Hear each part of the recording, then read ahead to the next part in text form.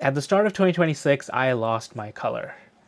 But it's okay because that's exactly what I wanted to do.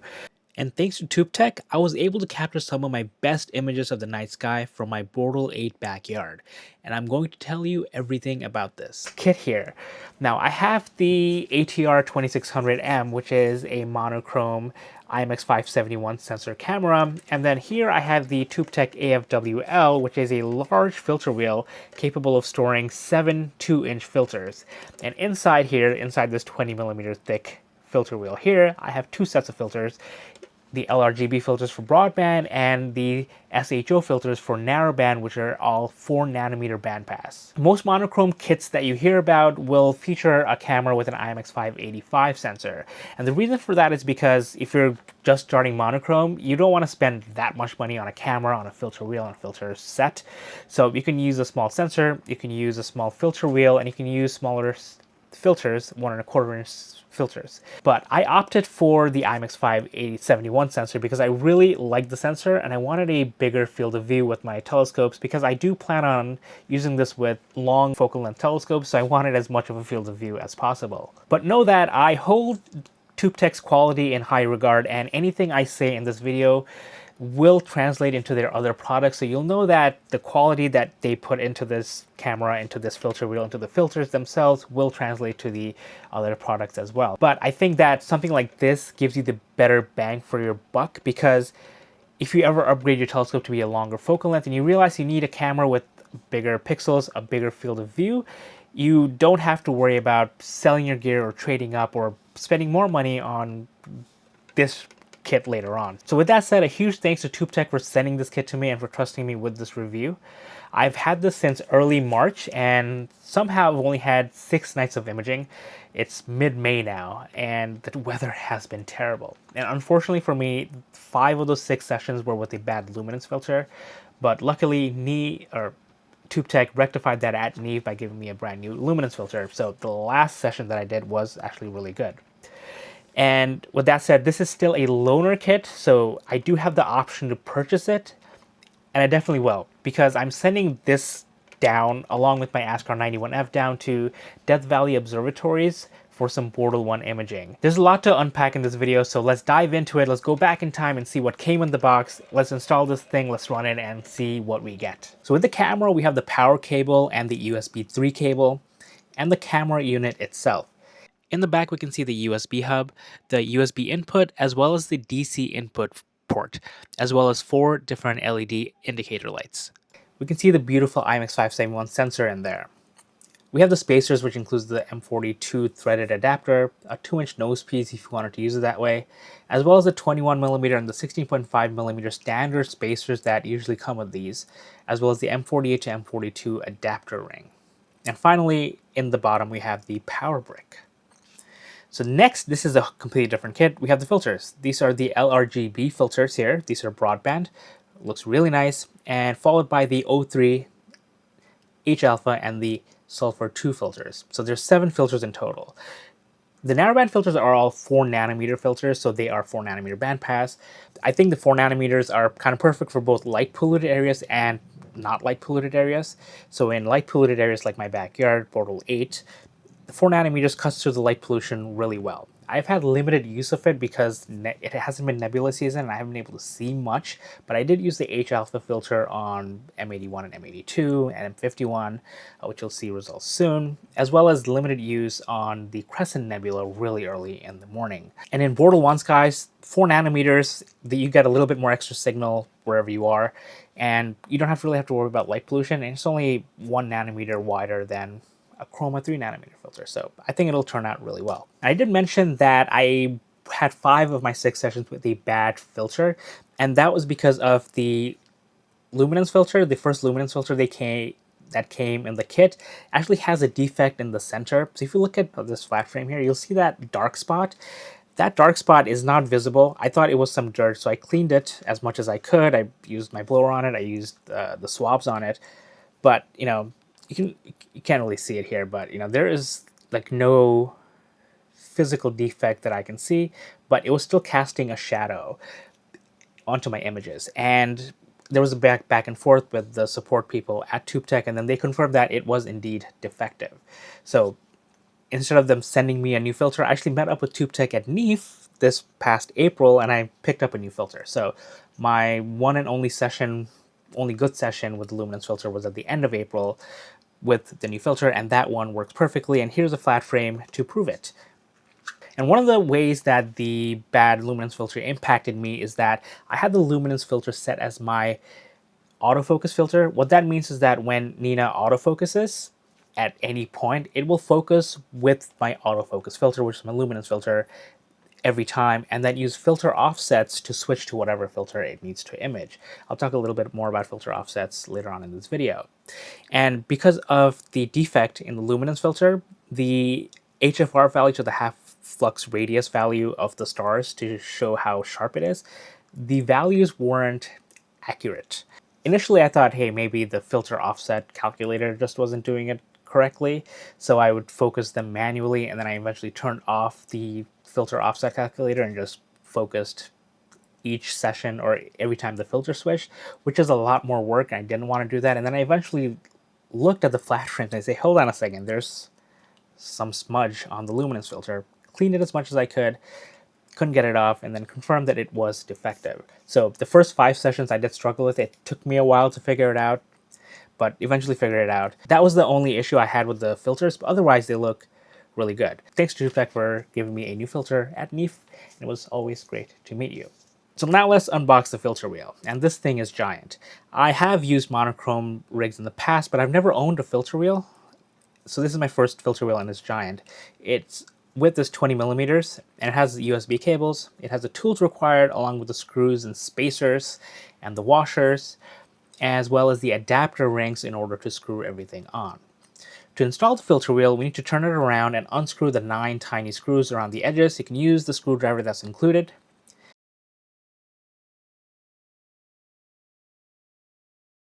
The back plate just comes right off pretty easily, and then we see the slots for the 7 filters and the belt that moves them all. This is a good idea to figure out where you want each filter. They are numbered, so I think I'll just stick to the basic LRGB as 1, 2, 3, and 4, and SHO as 5, 6, and 7. And before mounting, you can decide to mount the camera directly instead of screwing it on.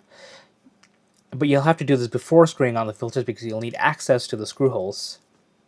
But I decided not to do that and just use the adapters and just screw the camera on the back and deal with the rotation later on.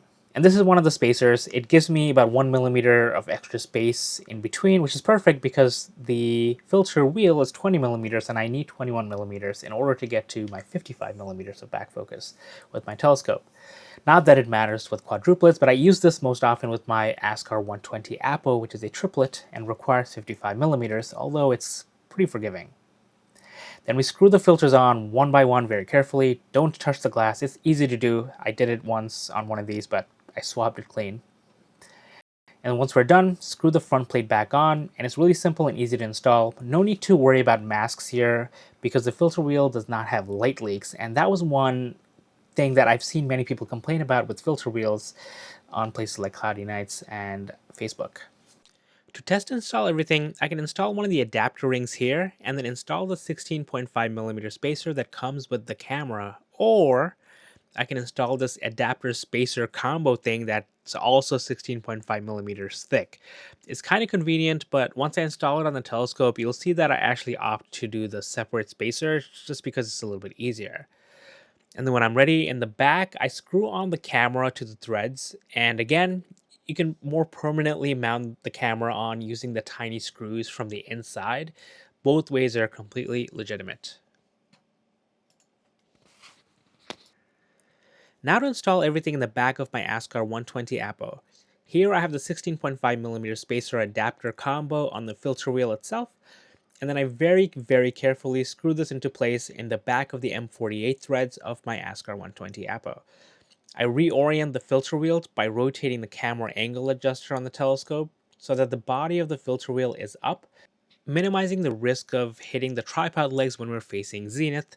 And then I very carefully screw in the camera, and if my math is correct, I should have exactly 55 millimeters of back focus, which includes the 16.5 millimeters of the adapter spacer combo, the 20 millimeters of the filter wheel itself, and the extra 0 to 1 millimeter spacer that sits in between the camera and the filter wheel. Taking a look at it outside, I must say that I love the blue color. It's so calming. And outside you can see that I shifted out the spacer for the 16.5 millimeter spacer that came with the camera. This 16.5 millimeter plus the 20 millimeter of the filter wheel plus the little 1 millimeter spacer that I have in there gives me my 55 millimeters of back focus. The Askar 120 Apo is pretty forgiving of slightly off back focus. I think you can do between 54 and 58 millimeters if I remember the documentation correctly. And if you have a quadruplet or a quintuplet, the spacers matter even less. Right, before we can get any of the hardware to work, we want to make sure that our driver is installed. So to get that, you go to the ToupTek website, and under the download section is the ToupTek Astro equipment driver that will install the platform, the ASCOM driver for you. And this has everything that you need. You click on download, follow the prompts, and download it and install it. So I already have that installed, so I don't have to walk you through it, but I'm going to minimize this. I already have N.I.N.A started, so we're going to start connecting to all of our equipment. The first thing we're going to connect to is our camera. So right now, if you don't see the camera on the list, you can click on the refresh button and give it a second.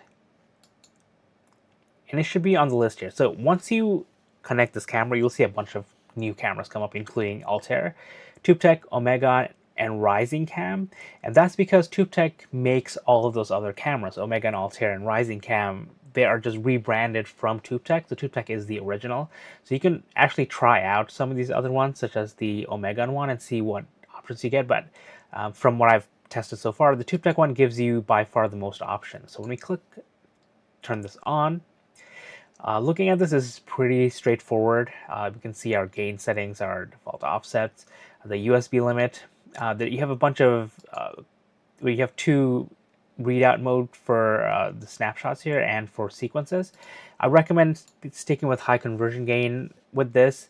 You don't need low conversion gain for doing astrophotography. High conversion gain will give you the best signal to noise ratio at unity gain, which is at 100 with this. You can also play with the ultra mode.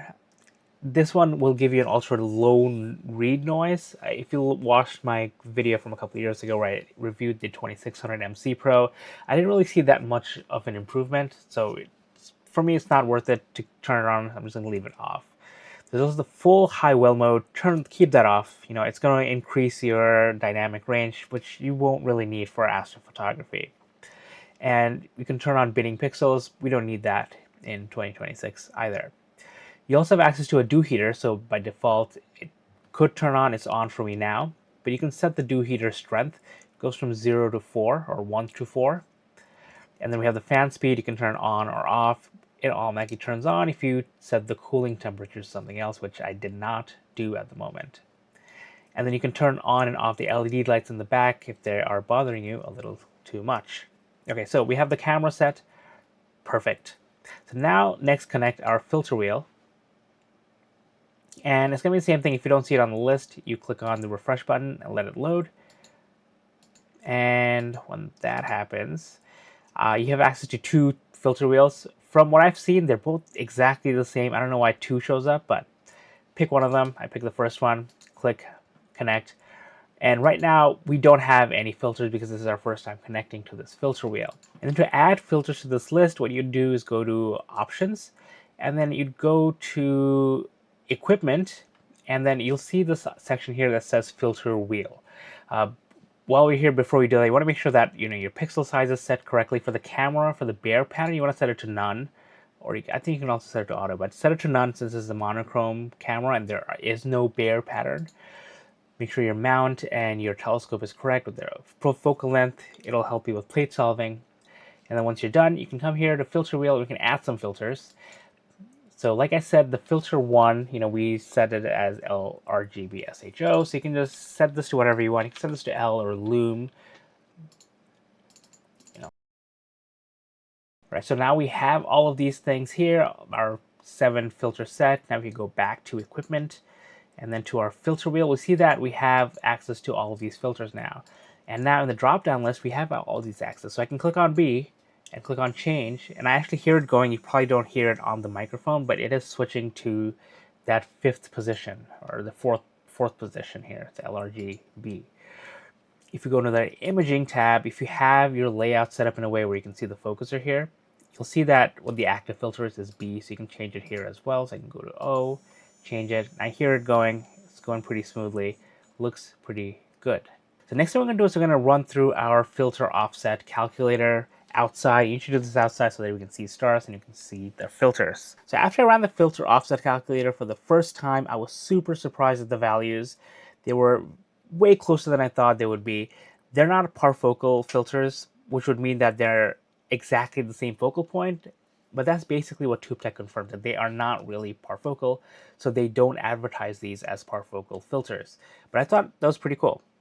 And now the filter offset calculation here was before I learned about my defective luminance filter, so all the values here were a little bit off, which caused me a little bit of a headache when I was looking at my data later on. And once I switched this to the red filter, my autofocus was pretty good throughout, except for the luminance filter was still a little bit off, but it's all right. Really quickly doing some image analysis, the first thing I want to show you is the dark frame here. So this is a 20-minute dark frame taken from my basement at 0 degrees Celsius. All the little white dots you see are normal. These are dark current slash thermal pixels here. And seeing this is pretty normal because this is basically what we're expecting the dark frames to highlight so that they get removed from the actual images. But what I want to show you is that there is no light leak from the filter wheel. This was taken inside, so my lights were on and it looked good. There's no amp glow here, so this is just a really nice dark frame. And again, it's 20 minutes, 1200 seconds, and looks really good. Next what we're going to do is we're going to take a look at some individual images. So I'm going to look at M3 first. So this is just the red filter. Let me see. Yes, the red filter, and the stars look so good here. It's very sharp. Some credit does go to my telescope as well. In this case, it was the Askar 120 Apo with a flattener. And if we look at the aberration inspector here, we can see that the stars, they look, I mean, we wouldn't expect to see any kind of chromatic aberrations in a monochrome image anyway, but you can see that everything looks pretty crispy clean. Quickly looking at the green filter as well, and then the blue filter. I'm not going to spend too much time on this, but you can see that the subs, they look really good individually here. And then of course I have the luminance filter. I already talked about the defect in the luminance filter here, and it shows up here. Like, I didn't actually see this in the individual subs, not until I started stacking them. And that's when I started digging into like what's happening. And then I found out that the luminance filter is defective. So when I processed this, I actually just did the RGB. Not that I would normally do luminance on globs anyway. This is only about 20 minutes worth of data of M13, and I think it looks really, really nice, right? Like, you can see the stars. Next we're going to look at is the Crescent Nebula, and this one is SHO, so I didn't have a lot of time to do this because when I imaged this, Crescent Nebula was rising at like 3:45 a.m. So this is the S filter. This is only 10 minutes of data, but you can see we got some nice stuff here. Not much data to go with. The hydrogen filter looked so much better. This is 8 by 300 seconds, so this is 40 minutes worth of hydrogen data, and hydrogen just looks so crispy, 4 nanometers. And then finally, the oxygen filter also looked really good. Now, before this, I've always imaged Crescent Nebula with a dual narrowband filter, and oxygen was always really hard to get, and I'm just really glad to finally get something so crispy. Like, I can see some, like, these outlines here. This is also 40 minutes worth of data, so not a lot of time, but I did what I could. And those are the stacked frames. But if you look at some individual frames, this is hydrogen alpha, and individual frames looks really nice, and then oxygen. The sulfur doesn't look like anything, so I didn't even include it, but this is oxygen. And a processed image looks like this. So this is, let's see if I can, there we go. So this is, so it's 50 minutes worth of SHO data, and I think it looks really nice, right? I kind of got you can see the soap bubble so clearly in 40 minutes. So this is 40 minutes. I guess it was, sorry, it was 90 minutes, right? It's 40 minutes of hydrogen alpha, 40 minutes of oxygen 3, and 10 minutes of sulfur 2. And I could see oxygen, or this soap bubble nebula, in just 40 minutes from my Bortle 8 backyard. I'm really impressed with the shell of this. I did kind of overcook some of this a little bit, but no regrets. But it just looks really good. Next thing we'll look at is the M51. We'll look at a couple of galaxies. So this one is the hydrogen alpha filter. You can see like how good the hydrogen alpha zones in M51 look. Now we're looking at red, green, and blue. I mean, this also looks really crispy. You can see just the flat field here. This is flat calibrated. And then we have the green filter, again, looks really nice. And then the blue filter also looks really nice. And then looking at a processed image of M51, this is, again, without the luminance filter, because the luminance filter looked like this. And it kind of messed stuff up, so I just didn't do it. Luminance filter is kind of destroyed, but RGB, HA RGB here, this looks really good. Actually, I'm going to take that back. This is just RGB data, no HA included here because I kind of messed up during my processing.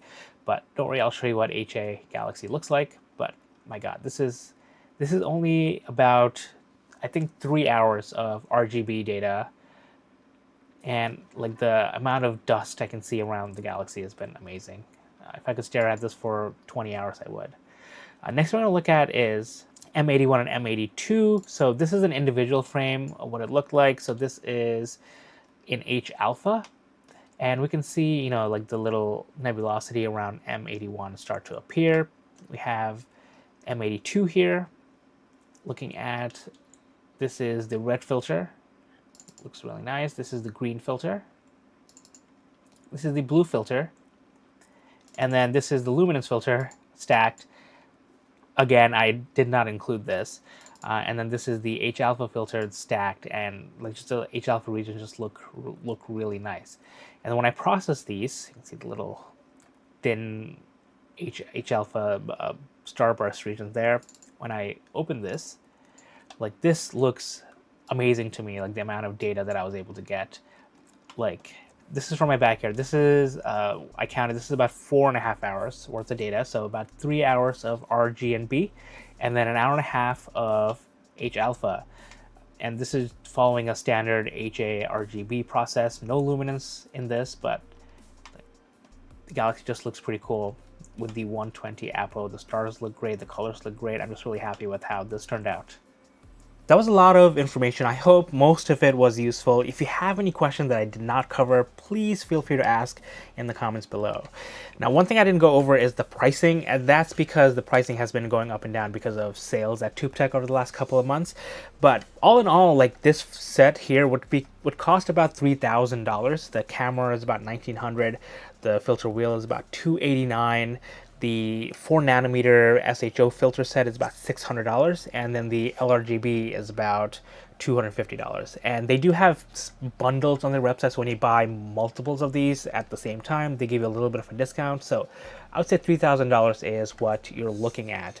And if you're opting for the smaller version, like the ATR 585 with the medium filter wheel and LRGB SHO filter set there, it would cost about $1,000. So this just costs 3 times more, but I think that in the future, everybody wants to upgrade at some point, or maybe it's just me. So I'd rather take the $1,000 that I would put in an IMX 585 sensor, put it into this, and pay the extra $2,000, which I think will last me quite a long time. Now, if you want to order the bundle or these parts individually, I'll have affiliate links in the description below, as well as the pinned comments. So I would greatly appreciate if you use them, but again, not mandatory. It's just a really free way to help me out. As I said, I'm sending this down to Death Valley observatories in a couple of weeks. I'm looking forward to the kind of data that I can get. I will absolutely share data with people as much as I can. I'm still working on how I'm going to do that. So with that said, I would like to send a huge thanks to all of my patrons on Patreon, supporters on Buy Me a Coffee, and members here on YouTube for supporting me through my astro adventures.